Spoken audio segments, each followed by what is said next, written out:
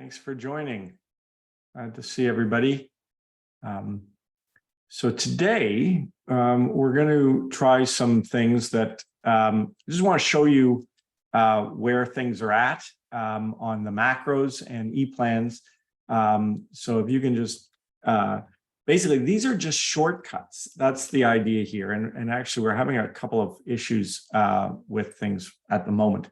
So I'm just trying to make sure things are going to work with my dev environment.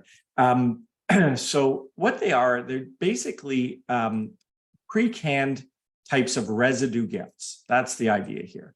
And they contain sort of pre-made decisions and options that when you click on them, you can then go in and edit them specifically. So I'm going to share my screen and just show you where some of them are at here.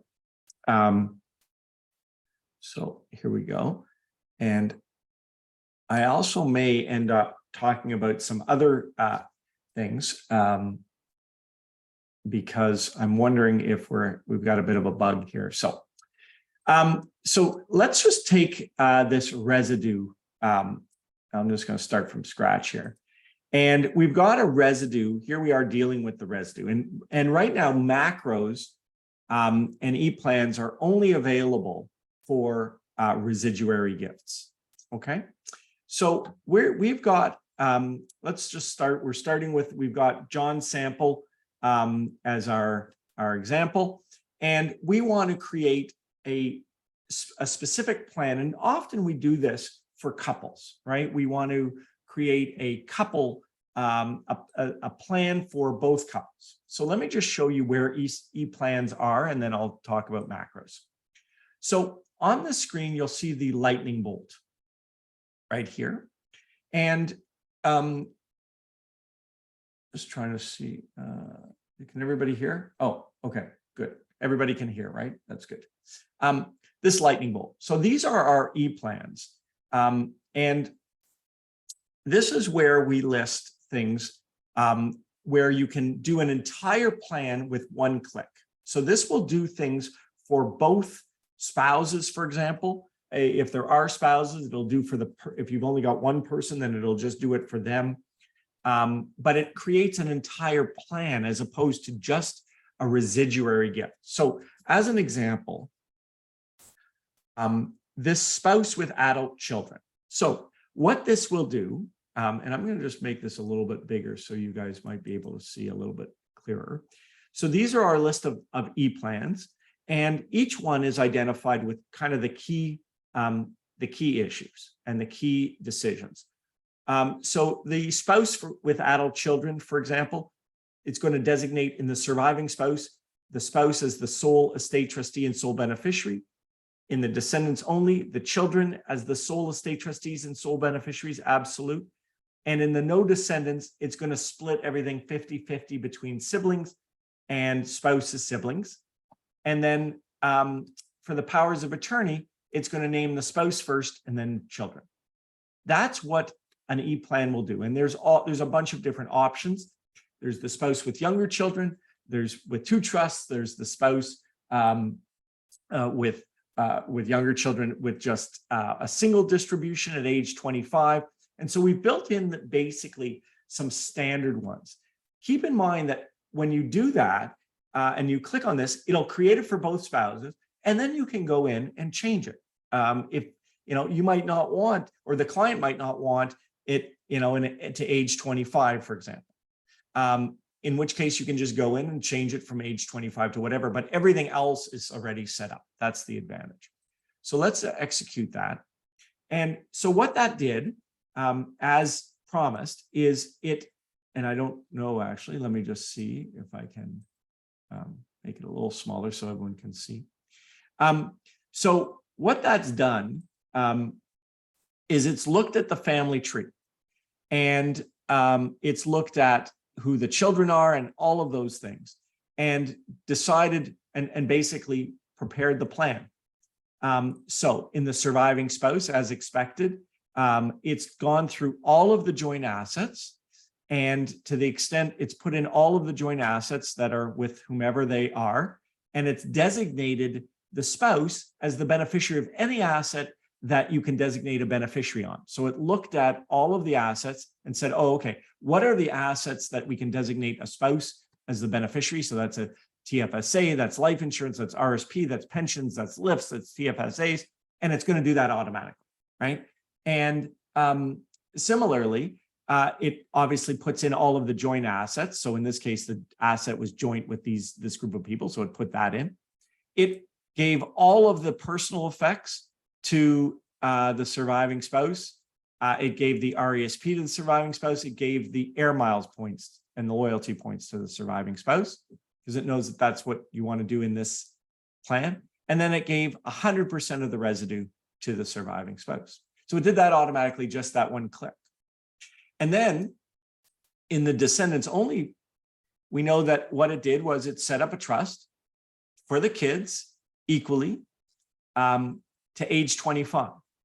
So it did that, and then it provided for the gift over to their issue and then to the other children if they weren't alive. So that's what it's going to do automatically. But like I said, once you've clicked the ePlan, you can then go in here. It just creates a sort of a basic plan, and then you can go in and just change that. You want to make it 26? Great, make it 26. So it just gives you the framework for everything, and then you can go in and change it, right? And again, what it did was it saw all the personal effects and made sure they all went to the children, and then the RESP went for the benefit of the children, right? So that's what it did.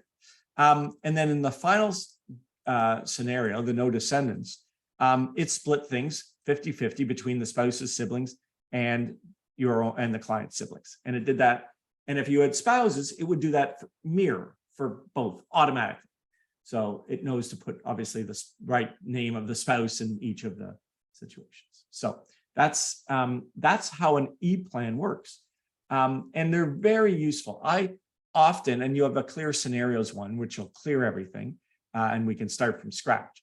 But what I often do is get a sense from the client, oh, okay, this is one where we're going to start. I know they have young kids. I know we're going to talk about trusts for the kids. I know maybe we're talking about the spouse getting everything. We can just click on this button and it'll automatically create that plan. And then we can go in and work with it with the client. And we just have less work to do because it's done all the more common planning. And so that's the idea of ePlans. And I don't know how many of us use them, but I use them pretty much to start, because once I have a sense that, yes, they're doing one of our typical plans here, then I'll start with that, and then I'll go and kind of let's play around with it a bit. Let's change this if the client wants to or not. And that's really how you can use ePlans to really cut down on the amount of time to get that initial plan in place. So I just wanted to open up the floor. I am in production, and Michaela, just to know. So that's how you use ePlans to start things off. And again, we have a bunch. We have, if you're dealing with separated spouses, we have one where, so the good thing there is it makes sure that the designation of beneficiaries is automatically not the ex-spouse. It's going to deal with things like that. For the ones for couples, you can just pick the one that you want and figure out which one makes sense. These are not editable, so you can't add your own ePlan yet, although that is on the roadmap, so that if you have your own that you want to always create, you'll be able to do that. But right now they're not available. So just wanted to see if anybody has any questions about how you can use ePlans to start, or any questions about ePlans before we move on. Just shout it out, just jump on if you want and unmute and ask. Anybody use them regularly or have any comments or anything? Hi, Jordan. Vivek this side. Sorry, I'm asking a question, which is from the previous slide, which is from the asset. So if the client has assets in international, like in India or anywhere else, I am finding difficult to put those assets in. So can you just show me where it is and how do we incorporate that assets? Sure. So you would just click asset, add, pick an asset. Let's say they have a term deposit in India. You could just indicate it's foreign, and then we recognize it's foreign. If it's personal property, of course, it's going to be governed by the jurisdiction of their domicile. If it's real estate, and that's a whole other topic, of course, domicile and conflicts of law and all of that. But if it's real estate, then it's going to be governed by the law of the land. So an eState will warn you about that. So that's that. If you want to hang on after, I'm happy to talk to you about that, because that's kind of a different issue than what we're talking about right now. But that's how you deal with that. Thank you. Yep, for sure. Any questions on ePlans? Then I'm happy to open up the floor to other topics. Great. So then the other point is we have macros, and macros are pre-canned residue gifts. That's what they are. So for example, you might have a plan that you've dealt with, and you've come up with a plan, and you've done a bunch of initial gifts and things like that. And now it's time to deal with the residue. So that's where you can click before you start adding a gift or anything else. You can click Run Macro, okay? And Run Macro will pull up all of our pre-canned macros that we have. And the ones that I just want to show you are the children ones and the spouse ones. That's what we're going to point out right now. And again, so if I'm doing a residue gift and it's 100% to the children, I don't have to go in here and say, okay, add a gift, children. This is how I would do it manually. Absolute, gift over to beneficiaries' children or beneficiaries issue. I'd have to do all that clicking, okay? I don't want to do all that clicking because it's a typical kind of gift. So I just click on the Run Macro, children absolute, execute, done. So what it did was all that work that you saw me do manually, it did automatically, okay? Similarly, for trust gifts, this is really helpful to do the children's trust gifts. So if I click Run Macro and I pick, we have kind of three options for children's trust. We have the no stage distribution. So in other words, a trust to age 30 with no interim mandatory payment, okay? So you'll do that if the client didn't want interim stages, right? So you just click on that, and that set up the trust, as you can see here. And let's say the client says, no, I don't want 30, I want 25. Well, just go in here and change it. And then you've got it, okay? But it will have done all the proper gift overs and all of those things, okay? If on the other hand, I want to do, I want to use a stage distribution, then just run the macro with the appropriate stage, the 2-stage, the 3-stage distribution. And then of course, like the ePlans, you can go in and change it. So the client says, oh, I don't want stage you plan this out. Let's say the client didn't want stage distributions. You could remove the stage distributions. You can you can add different stage distributions. You can basically, it's as if you had just done it manually. You can go in there and do whatever you want. Get rid of them completely if after discussions, they don't want a stage distribution or whatever. So that's basically how you can use macros. And the other macro that I want to show you that I use all the time are the surviving spouse macros. So down here we have the spouse absolute and the spouse trust.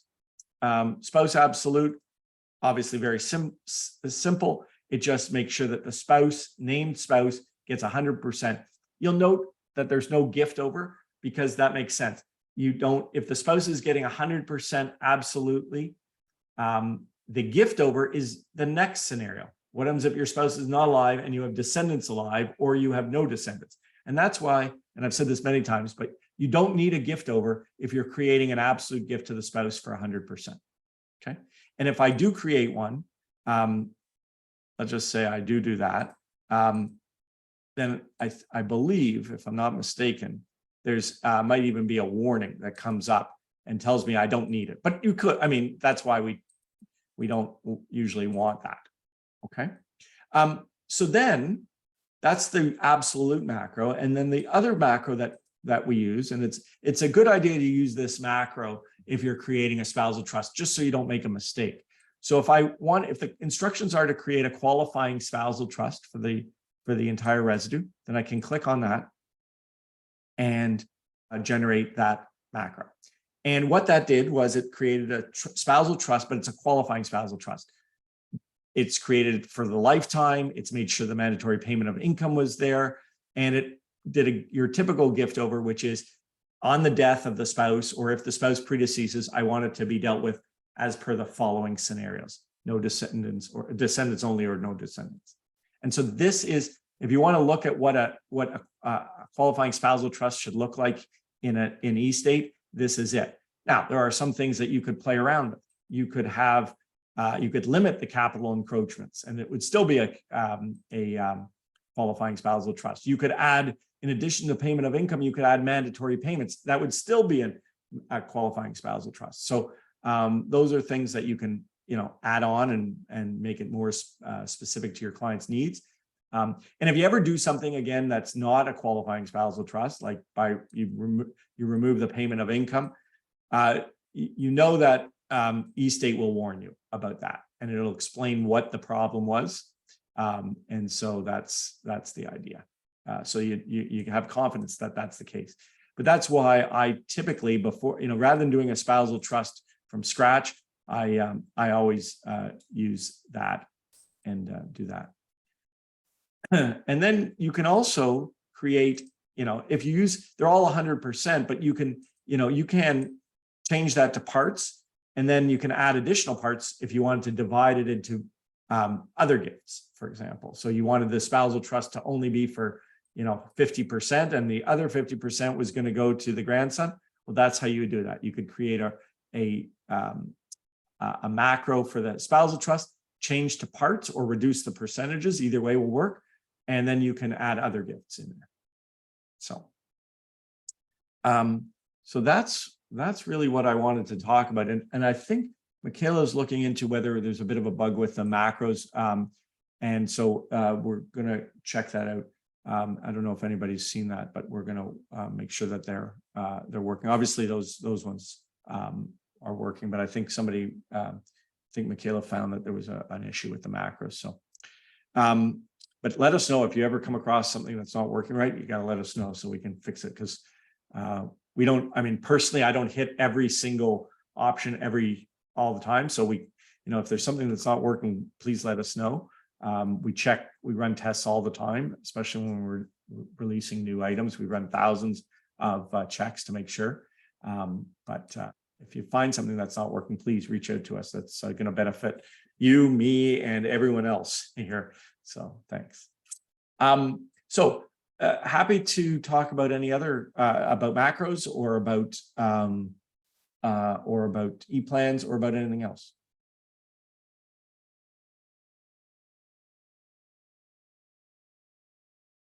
Maybe good time maybe to address this foreign property thing if you wanted to.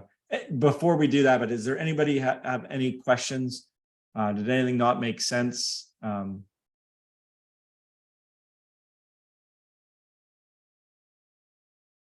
Great. Address this foreign assets, right? So what eState does is it's going to look at whether there are foreign assets, okay? And so it saw in this example where I added a foreign term deposit or something, that it might be a good idea to have a foreign agent appointed to deal with those assets, because it's not easy if you're an Ontario resident to deal with property or rather whether it's real estate or anything else in a different jurisdiction. And so check to make sure, and we have this kind of built in, that to appoint an agent in another jurisdiction, it's one of our common administrative provisions. So this just reminds you that if you've deleted it from your precedent, you've customized it and you don't want to include it, it's one that you should include if you've got foreign property. So